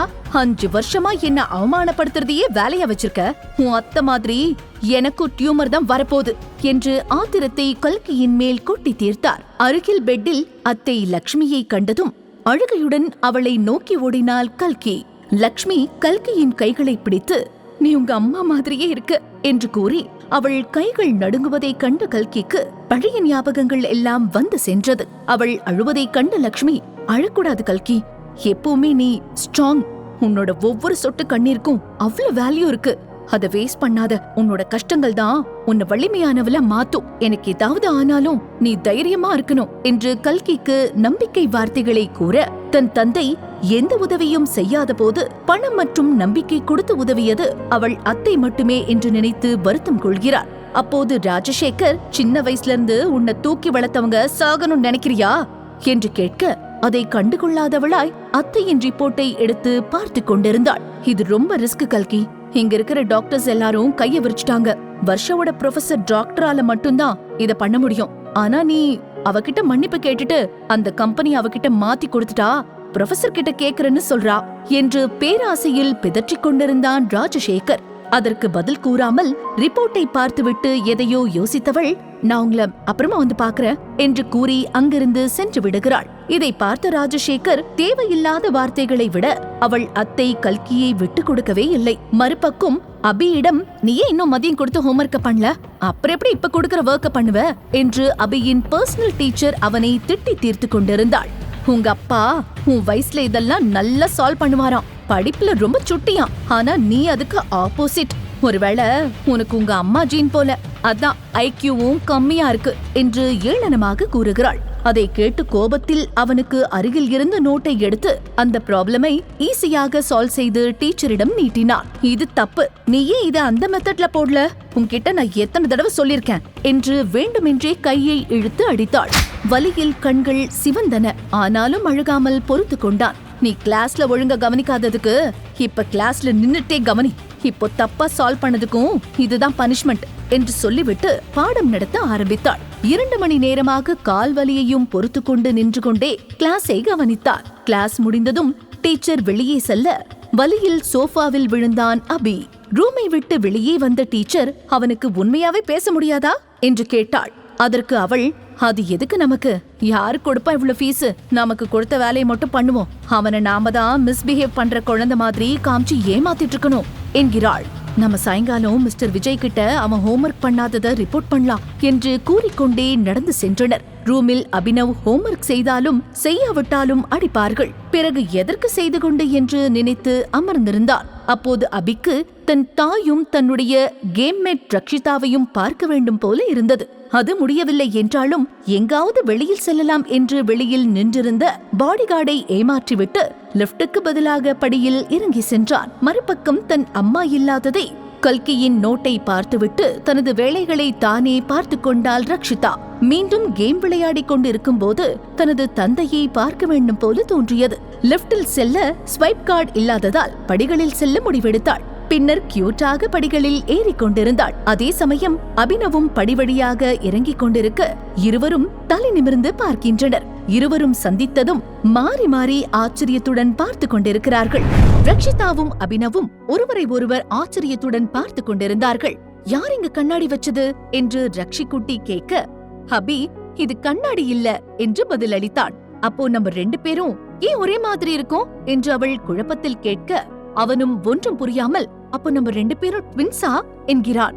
மகிழ்ச்சியில் ரக்ஷிதா, அப்போ நீதான் என்னோட அண்ணனா என்று கூற வேகமாக ஓடி வந்து அவனை அணைத்துக் கொண்டாள். குழந்தை அபினவிற்கு இதுவரை தன்னை யாரும் அணைக்காத நிலையில் ரக்ஷிதா அணைக்க ஏதோ ஒருவித மகிழ்ச்சி ஏற்பட்டது. மேலும் அபி, அம்மா என்னை ஏன் விட்டுட்டு போயிட்டீங்க என்று கவலை தோய்ந்த குரலுடன் கேட்க, அது அம்மா உன்னை விட்டுட்டு போகல, தாத்தா தான் உன்னை யார்கிட்டயும் கொடுத்துட்டாங்க, உன்னை தேடிதான் நாங்க சென்னை வந்தோம் தெரியுமா என்று ரக்ஷிதா கூற, அதற்கு அபி, உண்மையாவா? அப்போ அம்மாக்கு என்ன பிடிக்குமா என்று பாவமாக கேட்டான். கண்டிப்பா பிடிக்கும், அம்மா உன்னை பார்த்தா ரொம்ப சந்தோஷப்படுவாங்க, நீ என் கூட வீட்டுக்கு வந்துடலாம் என்று மகிழ்ச்சியுடன் கூறுகிறாள். அபி உடனே, அப்போ அம்மாவுக்கு அப்பாவை பிடிக்குமா என்று கேட்க, ஐயோ ஆமால, போச்சு, அம்மாவுக்கு அப்பாவை பிடிக்காதே என்று சொல்லிக் கொண்டே படியில் அமர்ந்தாள். அதற்கு ஏன் என்று அபி கேட்க, சோகத்தில் ரக்ஷி, எப்பவுமே அப்பாவை பிரச்சனைன்னு மட்டும்தான் சொல்லுவாங்க, அவங்களுக்குள்ள ஏதோ ப்ராப்ளம் போல என்று நிறுத்தியவள், அப்பாவுக்கும் அம்மாவை பிடிக்காதுல்ல என்று கேட்க, அபியும் ஆமா, அப்பாக்கு அம்மாவை சுத்தமா பிடிக்கல என்று திக்கி திக்கி கூறினான். இருவரும் கியூட்டாக அமர்ந்து பேசிக் கொண்டிருந்தார்கள். அப்போது அபி, இப்ப நம்ம என்ன பண்றது என்று கேட்க, ரக்ஷிதா, எனக்கு அப்பாவும் வேணும் நீயும் வேணும் என்று கூறினாள். பிறகு, அம்மா உன்னோட பேர் என்ன என்று ரக்ஷி கேட்க, என்னோட பேரு அபினவ், அபின்னு கூப்பிடுவாங்க என்றான். உடனே அவள், என்னோட பேரு ரக்ஷிதா, அம்மா ரக்ஷி குட்டின்னு கூப்பிடுவாங்க என்றாள். எனக்கும் அம்மா வேணும், ஆனா அப்பாக்கு அம்மாவை பிடிக்காதுல்ல, என்ன பண்றதுன்னு தெரியலையே என்ற குழப்பத்தில் கவலையுடன் அமர்ந்திருந்தனர். அப்போது, நாம ஏன் 2 பேரையும் லவ் பண்ண வைக்க கூடாது என்று ரக்ஷி கேட்க, அபி நீ படம் அதிகமா பாப்பியோ என்று கூறினான். அப்படிலாம் அல்ல, ஒரு அளவுக்கு பாப்ப என்றாள். அபியும், சரி இதையே ட்ரை பண்ணி பாப்போம், சரியா வருமானு தெரியல என்று குழப்பத்தில் கூறுகிறான். மேலும் ரக்ஷிதா, இன்னைக்கு நைட் உனக்கு பதிலா நான் உன்னோட இடத்துல அப்பா கிட்ட இருக்கட்டுமா, ப்ளீஸ், நான் அப்பா கூட விளையாடணும்னு ஆசையா இருக்கு என்று கெஞ்சினாள். இவனும் தாயுடன் இருக்க ஆசைப்பட்டு தலையசைத்தான். இருவரும் இடம் மாறிக்கொள்கிறார்கள். அதே சமயம் அத்தையின் வார்டிலிருந்து வந்ததும் உடனடியாக ஹாஸ்பிட்டல் டீனை சந்தித்து அவள்தான் நியூரோ சர்ஜன் மயூரி என்று உண்மையை கூறி, அத்தைக்கு நான் ஆபரேஷன் செய்யலாமா என்று கேட்க, கிடைத்த சான்ஸை மிஸ் செய்ய விரும்பாமல் அவர்களும் ஒப்புக்கொண்டனர். ஆனால் அவள் அறுவை சிகிச்சை செய்யும் சில நுணுக்கங்களை கற்றுக்கொள்ள சில மருத்துவர்கள் அவளது சர்ஜரியை அட்டெண்ட் செய்ய அனுமதி கேட்டார்கள். இவளும் வேறு வழியின்றி ஒப்புக்கொண்டாள். இந்த சர்ஜரி செய்ய அங்கு போதுமான வசதி இல்லாததால் தனக்கு தெரிந்த பெரிய ஹாஸ்பிட்டலில் இருந்து தேவையான அனைத்தையும் உடனே வரவழைத்தாள் கல்கி. அனைத்தையும் சரிபார்த்துவிட்டு அத்தையின் ரூமை நோக்கி விரைகிறாள். அங்கே ராஜசேகரும் வர்ஷாவும் லக்ஷ்மியிடம், இங்க பாரு லக்ஷ்மி, கல்கி அந்த கம்பெனி கொடுத்துட்டு வர்ஷா கிட்ட மன்னிப்பு கேட்டா மட்டும்தான் உனக்கு ஆபரேஷன் நடக்கும் என்று கூற, அப்ப எனக்கு இந்த ஆபரேஷனே வேண்டாம், நீ எல்லாம் ஒரு அப்பனா, உனக்கு ஒரு காரியம் ஆகணும்னா அவளுக்கு துரோகம் பண்ண உனக்கு எப்படி மனசு வந்தது என்று ஆதங்கமாக கேட்கிறாள். அம்மா கொஞ்சம் அமைதியாதான் இரு, நீ பாட்டுக்கு பேசாத, நீயும் போயிட்டா எனக்கு நீ யார் இருக்கா என்று லக்ஷ்மியின் மகள் நித்யா அழுது கொண்டே கேட்கிறாள். அப்போது வர்ஷா, சரி இப்ப நீங்க என்ன பண்ண போறீங்க, உனக்கு உங்க அம்மா வேணுமா வேணாமா நித்யா, கல்கிக்கு இதுக்கு மேல இழக்க அவளோட குழந்தை தவிர வேற என்ன இருக்கு, அந்த குழந்தைக்காகவாது அந்த கம்பெனியை கொடுக்க மாட்டா, ஆனா உனக்கு அப்படியா, இதுக்கு மேல நீ அவகிட்ட போய் பேசுறதும் பேசாததும் உன்னோட இஷ்டம், எனக்கு எந்த நஷ்டமும் இல்லப்பா என்று சிறிதும் அசிங்கப்படாமல் கூறினாள். தயவு செஞ்சு உங்க ப்ரொஃபசர் டாக்டர் கிட்ட போய் பேசு வர்ஷா, அவர்தான் இதை பண்ண முடியும். ப்ளீஸ், நான் உன்னை கெஞ்சு கேட்டுக்கிறேன் என்று நித்யா அழுகையுடன் கெஞ்ச, வர்ஷாவோ பிடிவாதமாக நின்றிருந்தாள். உன்னையும் தானே நான் வளர்த்தேன் வர்ஷா, உனக்கு கொடுத்த அதே பாசத்தை தானே கல்கிக்கு கொடுத்த. ஆனா உனக்கு இப்போ வளர்த்தவளை விட அந்த கம்பெனி தான் முக்கியமா தெரியுதுல்ல என்று உடைந்து போன குரலில் கேட்கிறாள். என்கிட்ட இல்ல, இதெல்லாம் நீங்க கல்கி கிட்ட தான் கேட்கணும். நீங்க முக்கியம்னா உடனே அந்த கம்பெனிய எழுதி கொடுக்க சொல்ல வேண்டியதானே என்று சிறிதும் மனசாட்சி இல்லாமல் வர்ஷா கேட்கிறாள். மேலும் கல்கியை தான் அத்தை பாசமாக பார்த்து கொண்டதாக அவள் மீது அவதூறு பேசிக் கொண்டிருந்தாள் வர்ஷா. உடனே நித்யாவை கல்கியிடம் போய் கெஞ்சுமாறு வலியுறுத்தினார் ராஜசேகர். இவர்கள் பேசியதை வெளியில் சாய்ந்து நின்று கேட்டுக்கொண்டு கொந்தளித்துக் கொண்டிருந்தாள் கல்கி. அப்போது மேலும் ஒரு குரல், சீ நிறுத்துங்க, நீ ஒன்னும் இவங்க கிட்ட கெஞ்ச வேண்டாம் நித்யா, அவ உங்களை வளர்த்ததுக்கு நீங்க எல்லாரும் சேர்ந்து நல்லா சேரீங்க. நீங்க எல்லாம் மனுஷங்களா? என்ன பண்ணோன்னு எங்களுக்கு தெரியும், இங்கிருந்து வெளியே கிளம்புங்க முதல்ல என்று வர்ஷாவையும் ராஜசேகரையும் துரத்தினார் லக்ஷ்மணன். அப்போதுதான் வருவதைப் போல உள்ளே நுழைய முற்பட்டாள் கல்கி. அப்போது லக்ஷ்மணன் கடும் கோபத்தில், நீ எங்க வந்த கல்கி என்று கேட்க, அது அங்கிள், அத்தையோட ஆபரேஷன் என்று இழுக்க, ஏன் அவ இன்னும் இருக்காளா இல்ல செத்துட்டாளான்னு பாக்க வந்தியா? நீ அவங்கள விட நன்றி கெட்டவ கல்கி, கிளம்பு என்று கத்த செய்வதறியாது நின்றாள் கல்கி. அவளை வெளியே துரத்திவிட்டு கதவை அடைத்தார் லக்ஷ்மணன். அப்பா, கல்கி என்ற நித்யா ஏதோ சொல்ல வர, அவளை பத்தி பேசாத நித்யா, அவ அந்த கம்பெனியை விடமாட்டேன்னு பிடிவாதமா நிக்கிறா என்று கோபத்தில் கூறியவரை பார்த்து லக்ஷ்மி, அப்படி இல்லங்க, அவ என்னதான் இந்த கம்பெனியை கொடுக்கறோம்னு சொன்னாலும் நான் ஒத்துக்க மாட்டேன். அவளோட அப்பா தெரிஞ்சே அவளுக்கு துரோகம் பண்றாரு. தனக்குன்னு யாருமே இல்லன்னு அவ எப்பவுமே ஃபீல் பண்ண கூடாது என்று கண்ணீர் வடித்தாள். அதற்கு லக்ஷ்மணன், பார்த்தல, இப்ப கூட உங்க அம்மா அவளுக்கு தான் சப்போர்ட் பண்றா. இவளுக்கு எப்ப அவங்கள பத்தி புரிய போதோ தெரியல என்று சலித்துக் கொண்டார் லக்ஷ்மணன். அப்படி இல்லங்க, எனக்கு சர்ஜரி நடந்தாலும் நடக்கலனாலும் 50% தான் சான்ஸ். அதனால கல்கி கம்பெனியை விட்டு கொடுத்தாலும் இழப்பு கல்கிக்கு தான். ஏன் அவளை ஃபோர்ஸ் பண்ணணும் என்றாள் லக்ஷ்மி. ஆனால் கல்கியும் கூட அவ பாட்டுக்கு போயிட்டா என்று அழத் தொடங்கினார் லக்ஷ்மணன். இவர்களின் பேச்சுக்களை கல்கி, ராஜசேகர், வர்ஷா அனைவரும் கேட்டுக்கொண்டு நின்றிருந்தார்கள். கல்கி திரும்பி நடக்க ஆரம்பித்த போது எதிரில் மீண்டும் வர்ஷாவும் ராஜசேகரும் தேவையில்லாமல் கல்கியை மேலும் காயப்படுத்திக் கொண்டிருந்தார்கள். அவர்களிடம் பேசுவது வீண் என்று நினைத்துவிட்டு தன் மொபைலில், இன்னும் 2 நாள்ல அத்தைக்கு ஆபரேஷன் பண்ண டாக்டர் வராங்க நித்யா, நீ தைரியமாறு என்று மெசேஜ் செய்துவிட்டு அவர்களை கடந்து சென்றாள். அப்போது தனது உறவினர் யாரையோ பார்க்க வந்திருந்த விஜயும் அவனது அசிஸ்டன்ட்டும் ஹாஸ்பிட்டல் ரிசப்ஷனில் நின்று அனைத்தையும் கவனித்துக் கொண்டிருந்தார்கள். விஜய் தனது உறவினர் யாரையோ பார்க்க லக்ஷ்மி சேர்த்தப்பட்டிருந்த ஹாஸ்பிட்டல் ரிசப்ஷனில் அவனது அசிஸ்டன்ட்டுடன் நின்று அனைத்தையும் கவனித்துக் கொண்டிருந்தான். அப்போது விஜயின் அசிஸ்டன்ட், இந்த ஃபேமிலியே இப்படிதான் போல, அதனாலதான் அந்த பொண்ணு மனசாட்சி இல்லாம இருக்கிறதுல எந்த ஆச்சரியமும் இல்ல என்று விஜயின் காதல் முணுமுணுக்க, அவங்க அத்தைக்கு நம்மளால ஏதாவது பண்ண முடியுமான்னு போய் பாரு. ஒரு உயிருக்கு எவ்வளவு வேல்யூ இருக்குன்னு தெரியுமா? ஒரு உயிர் போச்சுனா அதனால எத்தனை பேர் பாதிக்கப்படுவாங்கன்னு தெரியுமா? தேவையில்லாததெல்லாம் பேசிக்கிட்டு என்று கடிந்து கொள்கிறான் விஜய். ஆமா, நம்ம என்ன சொல்லிட்டோம்னு இப்படி திட்டுறாரு, இவரை புரிஞ்சுக்கவே முடியலையே என்று மனதிற்குள் புலம்பினான். ஹாஸ்பிட்டலில் இருந்து செல்வதற்குள் கல்கி மற்றும் அவளது அத்தையின் டீடைல்ஸ்களை கலெக்ட் செய்து விட்டார். காரில் சென்று கொண்டிருந்த போது விஜயின் அசிஸ்டன்ட், கல்கியோட அத்தைக்கு பிரெயின் டியூமர், கொஞ்சம் ட்ரிக்கி தான். அந்த ஆபரேஷன் பண்ற லெவலுக்கு நம்ம கண்ட்ரில 2 எக்ஸ்பர்ட்ஸ் தான் இருக்காங்க. அவங்க 2 பேரும் நம்ம ஹாஸ்பிட்டல்ல தான் வேலை செய்யறாங்க. அப்படியும் ஆபரேட் பண்ணி டியூமர் எடுத்தாலும் சக்சஸ் ரேட் 50% தான் என்று விஜயிடம் கூறினார். கல்கி மற்றும் விஜய் இருவரும் ஒரே நேரத்தில் ஹோட்டலுக்குள் நுழைந்தனர். அப்போது விஜயை சந்திக்க கல்கி காத்து கொண்டிருந்தாள். விஜயிடம் எப்படியாவது டியூட்டர்ஸ் பத்தி சொல்லிவிட வேண்டும் என்று எண்ணியவள் விஜயிடம் சென்று, மிஸ்டர் விஜய், உங்ககிட்ட நான் கொஞ்சம் பேசணும் என்று தயங்கி நிற்க, டாக்டர்ஸை பற்றிதான் பேசுகிறாள் என்று கேஷுவலாக நிற்கிறாள். அப்போது கல்கி, உங்க பையனுக்கு நீங்க வச்சிருக்கிற டியூட்டர்ஸ் ப்ரொஃபஷனல் தானா என்று கேட்டாள். விஜய் குழப்பத்தில் கல்கியிடம், உங்களுக்கு அந்த 2 டாக்டர்ஸ் இன்ட்ரோடியூஸ் பண்ணணுமா? எந்த டாக்டர் கிட்ட பேசணும், டாக்டர் நந்தினி டாக்டர் பாலா என்று கேட்க, குழப்பத்துடன், நான் என்ன சொல்றேன், இவங்க என்ன சொல்றாங்க, இவர் எதுக்கு டாக்டர்ஸ பத்தி பேசுறாரு என்று யோசித்துக் கொண்டே விஜயை பார்த்து கொண்டிருந்தாள். சிறிது நேரம் கழித்து, நீங்க உங்க பையனை நல்லா பாத்துக்கோங்க என்று கூறி அங்கிருந்து நகர்கிறாள். எதுவும் புரியாத விஜய் தன் ரூமுக்கு செல்ல மெல்ல தயாரானான்.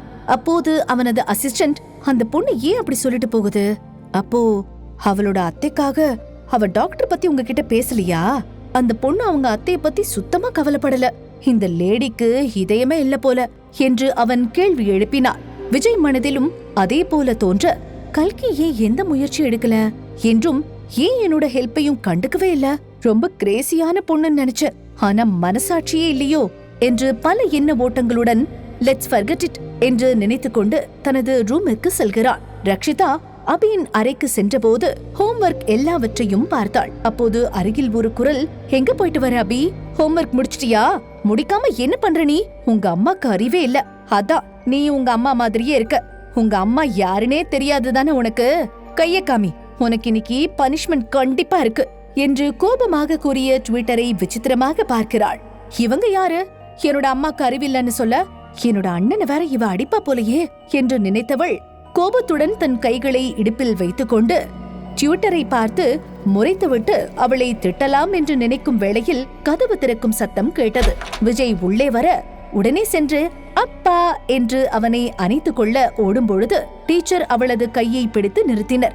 உடனே விஜய் எப்போதும் கேட்கும் கேள்விகளை கேட்க, அதற்கு டீச்சர், இன்னைக்கும் அவன் ஹோம்வொர்க் பண்ணல சார், கொஞ்சம் கூட டிசிப்ளின்டா அல்ல, கொஞ்சம் கஷ்டமான பாடத்தெல்லாம் புரிஞ்சுக்க முடியல, நாங்க சொல்றதையும் கேட்கவே மாட்டேங்கிறான், இப்படியே போனா கஷ்டம்தான் என்றாள். அதற்கு விஜய் முகத்தை சுளித்துக் கொண்டு, தனது மகன் மற்றவர்களிடம் சகஜமாக பழக மாட்டான், ஆனால் அவனுக்கு நல்ல ஐக்யூ என்று தனக்குள் நினைத்துக் கொண்டான். ஏன் ஹோம்வொர்க் பண்ணல அபி என்று கேட்க, ரக்ஷிக்கு என்ன சொல்வது என்று தெரியவில்லை. உன்கிட்டதான் அபி கேக்குற, உனக்கு நல்ல அறிவு இருக்கு, ஏன் ஒழுங்கா டியூட்டர் சொல்றத கேட்க மாட்டேங்கிற என்று கேட்க அமைதியாகவே நின்றாள். மேலும் பொய்களை அடுக்கிக் கொண்டே சென்றனர் ட்விட்டர். ஏதோ புதிய டீச்சிங் மெத்தட் அண்ட் பிளான்ஸ் இருப்பதாக சொல்ல விஜயும் அதை பற்றி கேட்டான். அது அபி இன்னும் ரொம்ப இன்ட்ரோவர்ட்டா தான் இருக்கான், உண்மையை சொல்லணும்னா அவன் இப்பெல்லாம் பேசுறதே இல்ல, ஒரு சைக்காட்ரிஸ்ட் கிட்ட மாதிரி யார்கிட்டயாவது கூட்டிட்டு போலாம், இல்லனா இந்த மாதிரி ஸ்பெஷல் சைல்டுக்கு தனியா ஸ்கூல் இருக்கு என்று அவனை மட்டம் தட்ட வேண்டும் என்ற எண்ணத்துடனே பேசிக் கொண்டிருந்தாள். தன்னை யாரும் அடையாளம் கண்டுகொள்ள கூடாது என்று எண்ணி அமைதியாகவே நின்றாள் ரக்ஷிதா. விஜய் ட்விட்டரிடம், உங்களால சொல்லிக் கொடுக்க முடியலன்னா விட்டுருங்க, அதுக்காக அவனை அந்த மாதிரி ஸ்கூல்ல எல்லாம் சேர்க்க முடியாது என்றான். உடனே அசிஸ்டண்டை அழைத்து அவளது பேலன்ஸை செட்டில் செய்ய சொன்னான்.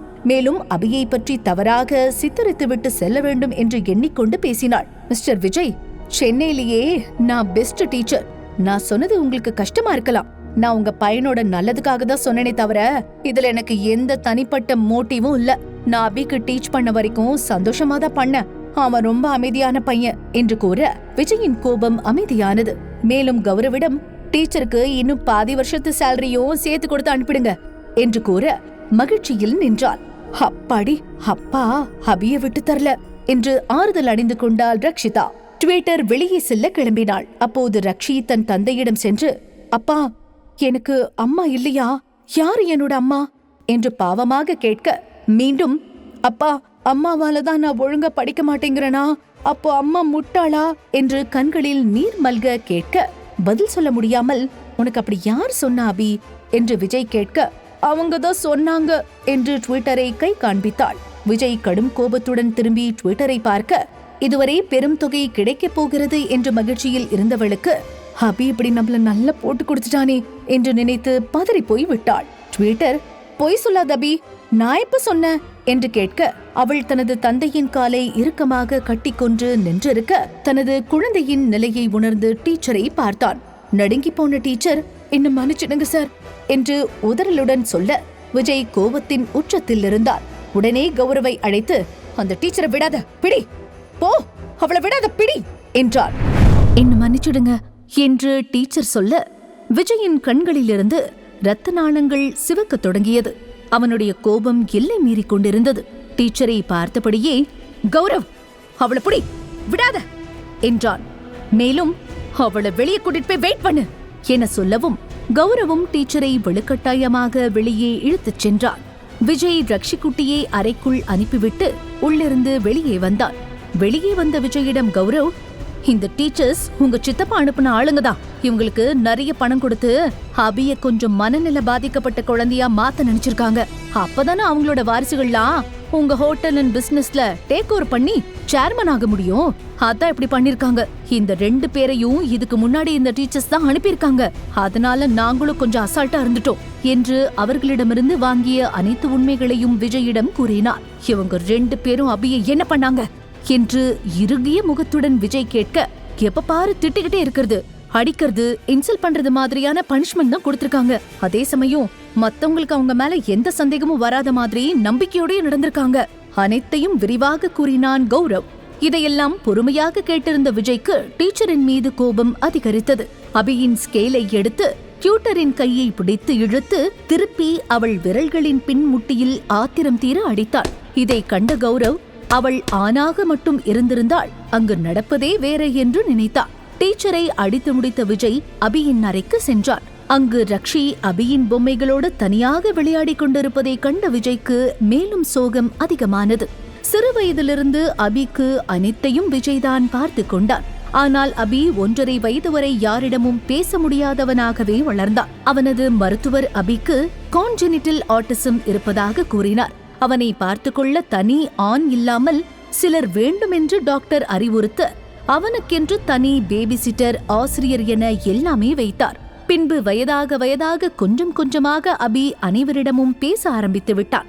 இதனால் விஜய்க்கு கொஞ்சம் நிம்மதிதான். அபி என்று நினைத்து ரக்ஷி குட்டியிடம், உனக்கு இனி பர்சனல் டீச்சர்லாம் வேண்டாம், இனி உன்னை நானே பாத்துக்கிறேன் என்றான் விஜய். மறுபுறம் அபி ரக்ஷியின் அறையின் உள்ளே இருந்த போட்டோக்கள் அனைத்தையும் பார்த்து கொண்டிருந்தான். அதனை பார்த்தவனுக்கு மனதில் ஒரு ஓரம் பொறாமை வந்தது. அவனை விஜய் எங்கும் பெரிதாக அழைத்துச் செல்ல மாட்டான். அப்படியே அழைத்துச் சென்றாலும் அறையை விட்டு வெளியே வர முடியாது. விஜய் விடமாட்டான்.